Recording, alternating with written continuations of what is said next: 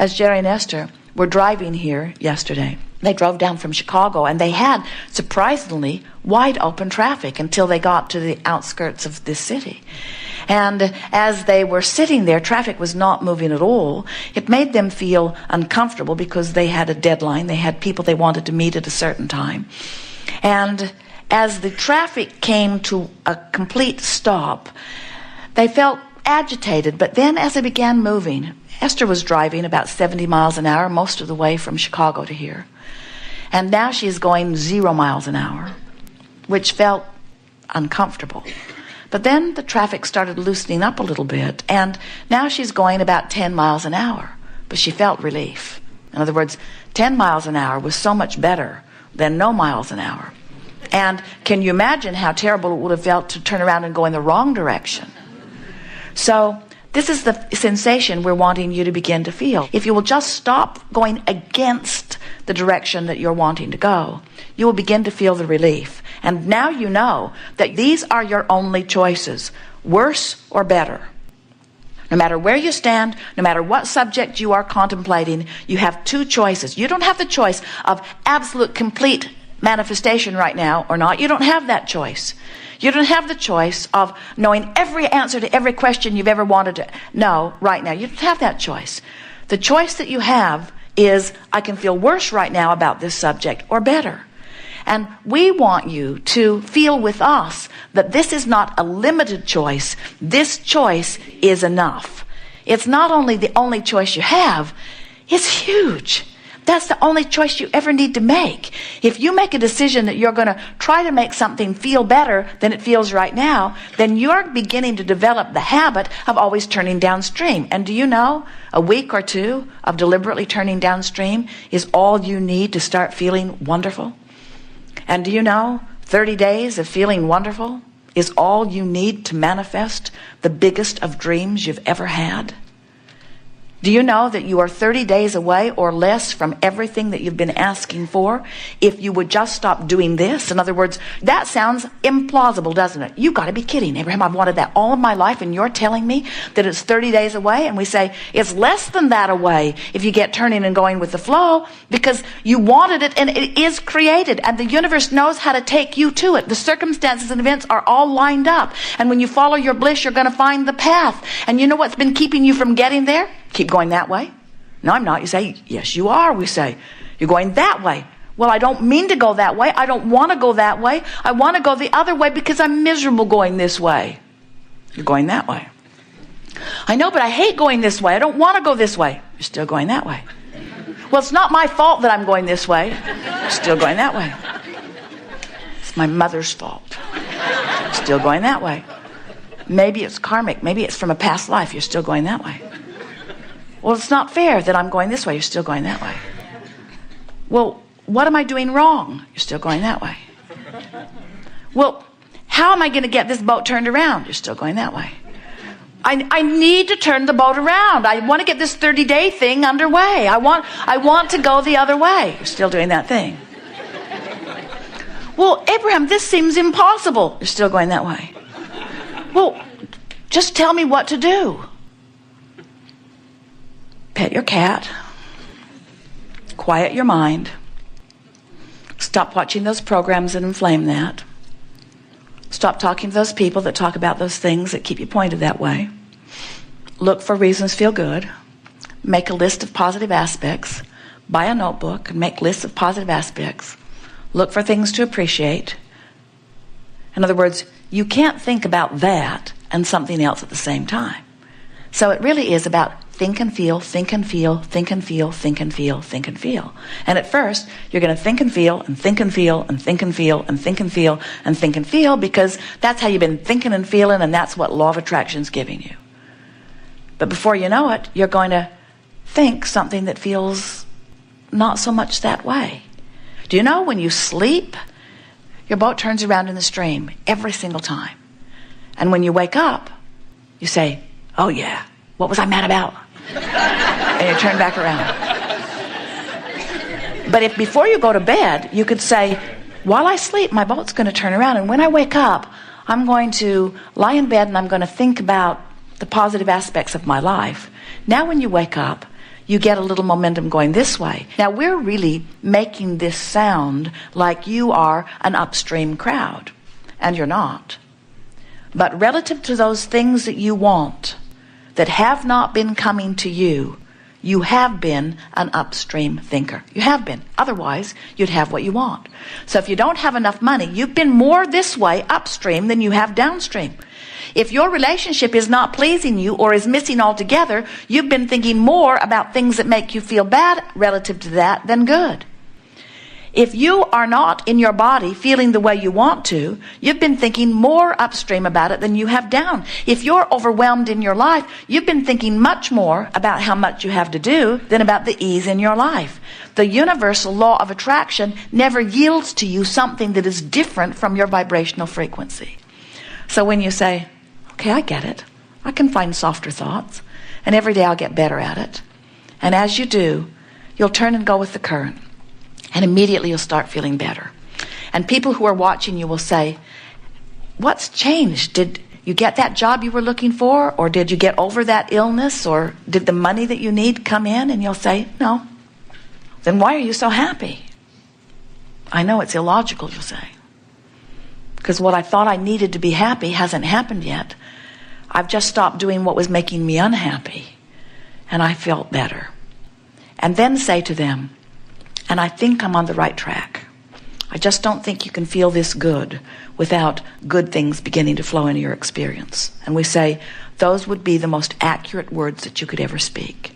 You can't feel negative emotion and let the good stuff in, and you can't feel positive emotion and keep the good stuff out. You just can't. When you get turned correctly in the stream, and correctly we mean going with the flow of that which is your natural inheritance, all good things will flow to you. So what are we talking about here? We're talking about utilizing your guidance system to know what's upstream and what's downstream. We're talking about you using 2 points of vibrational relativity in order to know. Just like the navigational systems in your vehicles, Jerry and Esther have 4 different kinds now. But they all operate on the same premise. The system knows where they are. They program in their desired destination, and then the system gives them turn-by-turn directions of how to get from where they are to where they want to be. The other day, they bought a new system. It's a Garmin. It's their favorite by far. And it's a portable system. They plug it into the cigarette lighter, and it sits on a little sandbag so it can be moved from vehicle to vehicle. So Esther unplugged it from the car and put it in the monster bus as they began to drive. And she programmed Pioneer, which is in the bus, and Garmin, which is the portable system. From where they are, she programmed them to the same destination. So now she says to Jerry, I'm in good hands. You can go back and do whatever you need to do. I have guidance. And off they go. And all of a sudden, she comes to a juncture in the freeways, and Pioneer says, get in the right lane and take this road to the right, and Garmin says, get in the left lane and take this road to the left. And she has them turned up very, very loud. And then she hears Jerry piping in from the back about something, and she says to all of them, I'm not listening to any of you. I'm going to do what I'm going to do, because she realized she was in a sort of critical position. She was in 6 or 7 lanes of traffic. Everyone was driving at breakneck speed. She's 70 feet long, about moving 70 miles an hour, and she's getting mixed messages about which way to go. It was chaos for a moment, almost a panicked sort of feeling. That feeling of indecision, that feeling of undecidedness, that is a horrible situation to be in. And yet, you put yourself in that situation all day, every day, when you say, what do you think? What do you think? What do you think? What do you think, political party of mine? What do you think, religion of mine? What do you think, ancestor of mine? What do you think, mother of mine, father of mine, partner of mine, peer group pressure of mine? What do you think? What do you think? What do you think? And if there are 10 of them, they think 10 different things. If there are 20 of them, they think 20 different things. In other words, they're thinking a lot of different things. And if you are trying to listen to the voice that is the loudest, you have an uncomfortable situation going on where all along you have an intuitive gut feeling that if you learn to listen for it, you will not be confused about which way to go. And so we call that using the vibrational relationship between who you are, letting yourself be in this moment, and who you have become. And that's the thing that we most want you to leave this gathering knowing. You didn't come into this physical experience intending to stand in this static place, not evolving or expanding. You knew, in fact, the reason that you came was you knew that the variety would cause you to constantly become more, and that your guidance would then call you toward the more that you had become. So when you have a feeling of unfulfillment, what it means is your life caused you to ask for something that for some reason you're not letting yourself go to.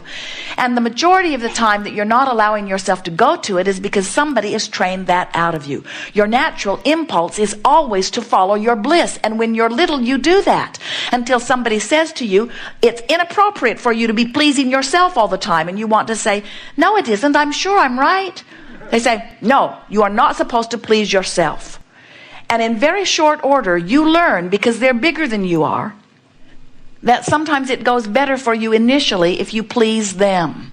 Because most of them are still trying to control the conditions, and they convince you, when you do that, I feel bad, and when you do that, I feel good. So you should do what makes me feel better. Which works out all right for you when there's just one of them, but get two of them plugged in and trying to give you guidance, it makes you a little crazy, or more, you see.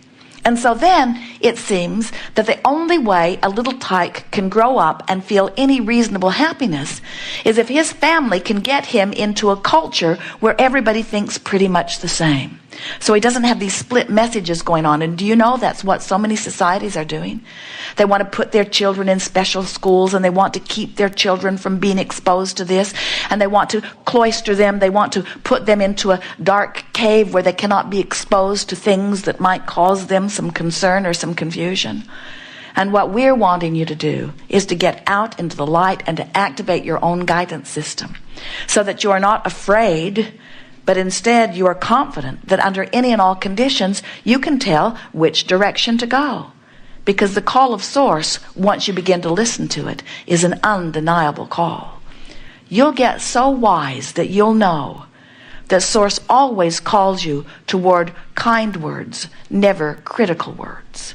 You'll get so sensitive to the call of Source that when you're hating someone for their color, for their religion, for their whatever, you'll get so sensitive to the call of Source that you'll know, I am violating the very premise from which I was born and to that which I have become. Hatred does not become me, you will discover. When you find fault with yourself, you'll come to know that's me choosing to think about myself in a way that Source never does, and I'm splitting my energy. When you hate someone else, you'll realize I'm finding a thought that Source would never find, and I'm splitting my energy.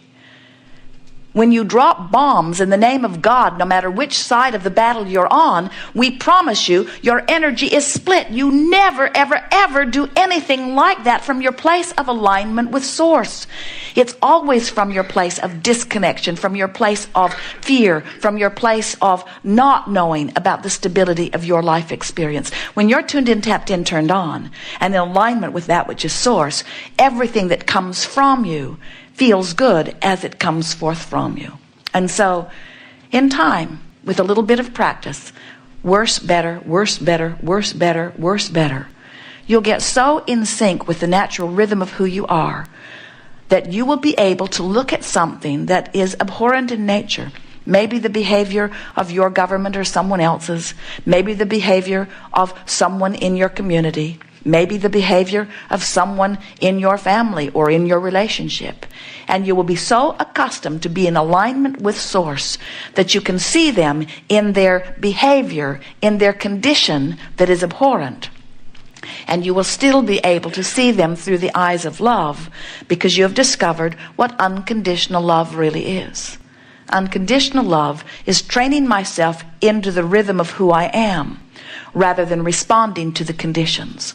Unconditional love is tending to my vibration first and then experiencing what law of attraction yields to me as a result of that, rather than looking out into an environment and attempting the impossible, which is to control conditions.